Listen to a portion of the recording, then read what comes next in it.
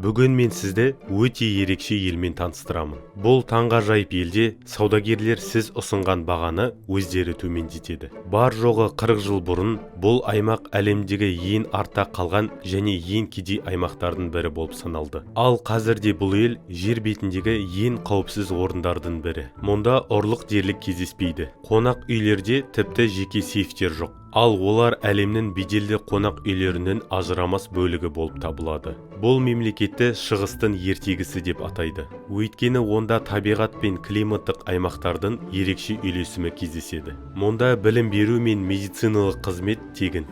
Жылына 350 күн шығып тұрады. Әрбір азамат кәмелет жасына толғанда өз үйін салу үшін жер телімін алады. Ал елдің басты мерекесінде сұлтан несиелік рақымшылық жариялайды. Жеке тұлғаларға салық жоқ, опасыздық үшін түрмеге отырғызады. Бұл елде жұмыссыздық жоқ, тіпті қаңғыбастар мен қайыршылар да жоқ. Ал ұлттық денсаулық сақтау жүйесі әлемдегі ең үздіктердің бірі болып табылады. Бұл ел Оман. Араб түбегінің шығысында шөл мен Үнді мұхиты түйіскен жерде Оман сұлтанаты орналасқан. Оның тарихы 2000 жылдан асады. 1970 жылы сұлтан Кабус ағылшындардың көмегімен билікке келіп, әкесін сұлтан Саидті тақтан тайдырғанда, Оман өте кедей, артта қалған иманат болатын. Ел өмір сүру деңгейі бойынша Африканың ең кедей елдерімен бір қатарда тұратын. Тайпа аралық қақтығыстар елді әлсіретіп, сыртқы әлемнен толықтай оқшаулады. Елде ауруханаларда, мектептерде, жолдарда, тіпті радиода болмады. Ең қызығы, тіпті етіктер мен күннен қорғайтын көзілдіріктер де тыйым салынған заттар қатарында болды. Бірақ сұлтан Кабус билікке келгеннен кейін, омандардың айтуынша, ел оянып, әлі күнге дейін дамуын жалғастырып келеді. Бұл елде абсолютті монархия бар. Бұл қазіргі заманда өте сирек кездесетін жағдай. Оманды 42 жылдан астам уақыт сұлтан Кабус пен Саид басқарды. Оның портреттері қаланың барлық жерінде ілініп тұр.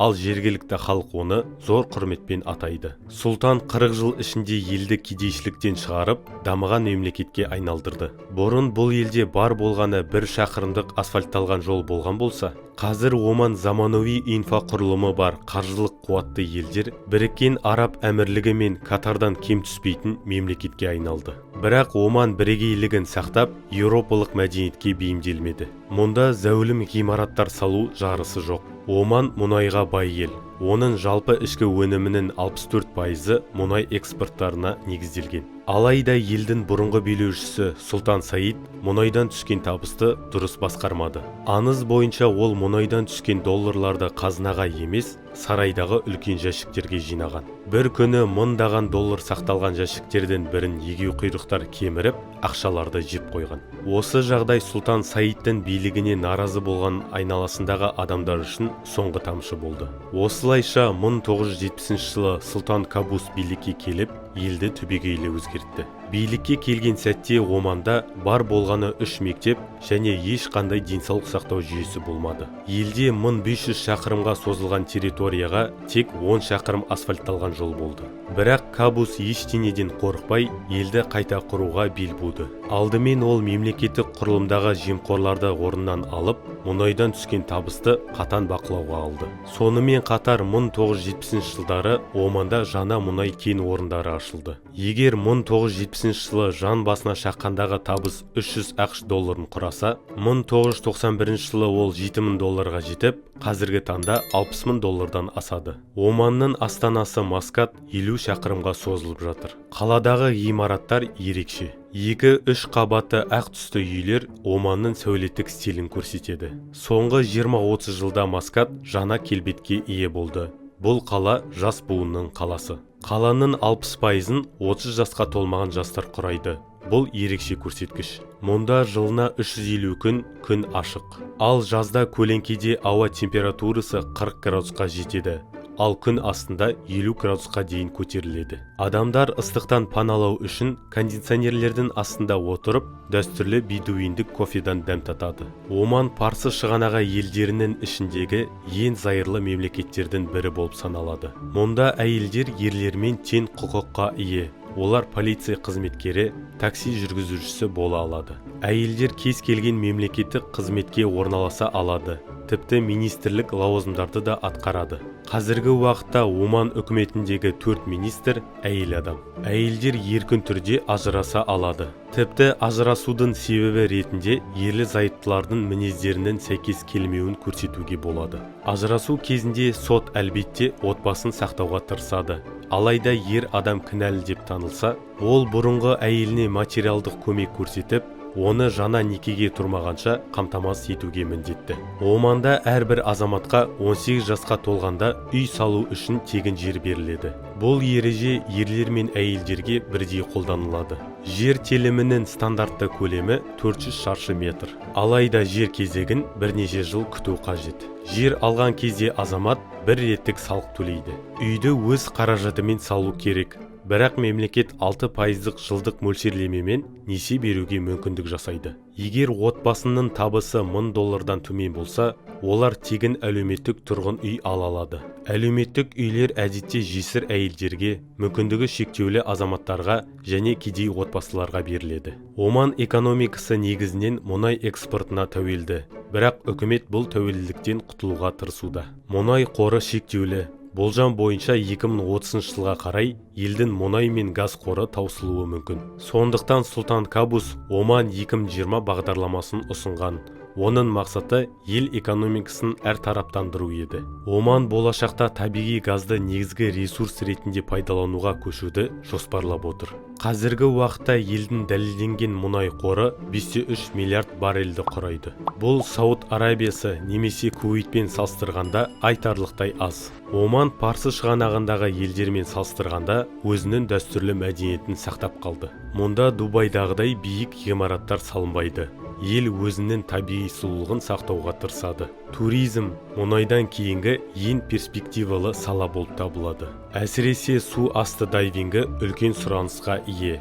Оның негізгі клиенттері Еуропадан келген туристер, әсіресе немістер. Сонымен қатар ел ТМД елдерін де тартуға үміттеніп отыр. Алайда Оманда құрғақ заң бар. Алкоголь тек арнайы лицензиясы бар орындарда сатылады. Алкогольді тек христиандар ғана сатып ала алады. Бірақ олардың табыс деңгейі мен лауазымы ескеріледі. Маскатта алкоголь сататын небәрі 4 дүкен бар. Омандықтар Сұлтан Кабусты тек жақсы көру ғана емес, оны шынайы құрметтейді. Мемлекеттің әрбір кеңсесінде, қонақ үйінде оның портреттері ілініп тұрады.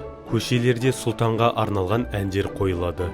Оның бейнесі бар орамалдар мен жапсырмалар сатылады. Халық оның 40 жылдық билігі кезінде елді кедейліктен тартып шығарып, қазіргі заманғы өркениетті елге айналдырғанын ешқашан ұмытпайды. 2020 жылы Оман жаңа дәуірге қадам басты. Елді ұзақ жылдар бойы басқарған Сұлтан Кабус қайтыс болды, және оның орнына билікке Сұлтан Хайсам келді. Бұл ел тарихындағы маңызды бетбұрыс болды. Сұлтан Хайсам елді одан әрі жаңғыртуға және әртараптандырылған экономика құруға бағытталған. Ол Оман 2040 стратегиясын іске қосты. Бұл мұнайға тәуелділікті азайтып, елдің экономикалық дамуын әртараптандыруды көздейді. Мемлекеттік басқару жүйесі жаңғыртылып, тиімділігі арттырылды. Салық жүйесінде өзгерістер жасалды. Бұрын болмаған жеке табыс салығы енгізілді. Бірақ ол әлі де ең төмен көрсеткіштердің бірі. Жастарды жұмысқа тарту және жаңа мамандықтарды оқытуға үлкен көңіл бөлінуде. Оман мұнайдан басқа секторларды дамытуды қолға алды. Туризм, логистика, өндіріс, ақпараттық технологиялар және жасыл энергетика басты бағыттарға айналды. Қытай, Үндістан және Еуропа елдерімен ірі инвестициялық жобалар жүзеге асырылуда. Оман Парсы шығанағындағы ең ірі порттардың бірін дамытуда. Бұл елдің сауда орталығы ретіндегі рөлін күшейтпек. Оман жаңартылатын энергия көздеріне инвестиция салуда. 2023 жылы бірінші ірі күн және жел энергиясы жобалары іске қосылды. Жасыл сутегі жобасы арқылы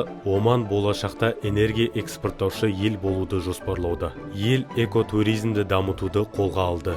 Өйткені Оман табиғаты Парсы шығанағындағы ең таза экожүйелердің бірі болып саналады. 2020 жылдан бастап Оман өзін жаңаша таныта бастады. Бұл тек тарихи және дәстүрлі ел емес, ол инновация мен дамуға бағытталған мемлекет. Әлеуметтік реформаларда қолға алынып, әйелдер мен жастарға көбірек мүмкіндіктер берілуде. 2022 жылы Оман Біріккен Ұлттар Ұйымының ең бейбіт елдерінің тізіміне енді. Бұл елдің тұрақтылық пен қауіпсіздікті сақтап отырғанын көрсетеді. Осылайша Оман ерекше мемлекет. Онда шығыстық дәстүрлер мен заманауи экономикалық даму үйлесім тапқан. Ол өзінің байлығын сақтай отырып, мәдениеті мен ұлттық ерекшелігін жоғалтпауға тырысады. Мұнайдан тәуелсіз экономика құруға ұмтылуда. Жасыл энергетика мен инновацияларды дамытуда. Туризм мен сауданы жаңа деңгейге шығаруда. Тұрақтылық пен бейбітшілікті сақтап, жаңа реформалар енгізуде. Оман енді тек дәстүр мен тарихқа бай ел ғана емес, инновацияға ұмтылған дамушы мемлекет. Бұл ел жайлы сіз не ойлайсыз? Оманға барғыңыз келе ме?